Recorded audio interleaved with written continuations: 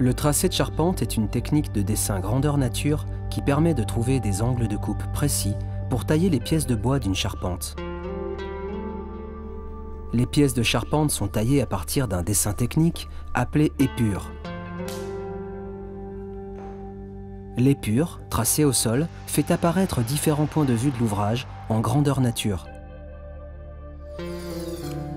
L'ouvrage est d'abord dessiné en plan, vu de dessus. On le dessine ensuite en élévation, vue de face, pour matérialiser la hauteur de la toiture. Les pièces parallèles à ce plan sont vues ici, en taille réelle.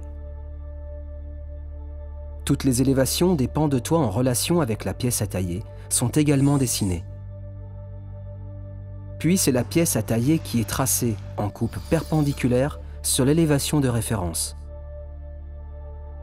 Enfin, le plan en élévation est aligné au plan vu de dessus par une ligne de référence commune qui permet désormais d'envisager l'ouvrage en 3 dimensions.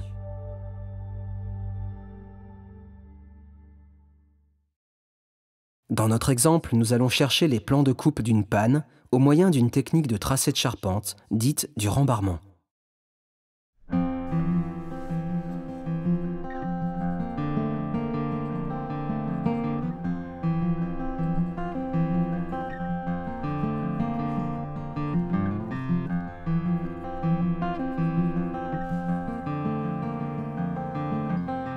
Sur la vue en élévation, on trace la pièce à tailler dans son axe longitudinal, coupé perpendiculairement.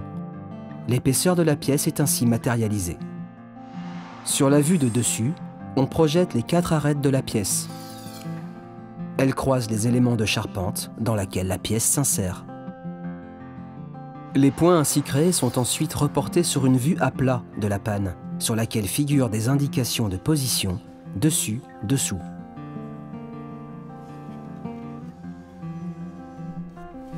Les points sont alors représentés sur la pièce de bois par superposition de cette dernière au tracé. C'est cette opération qu'on appelle le rembarrement.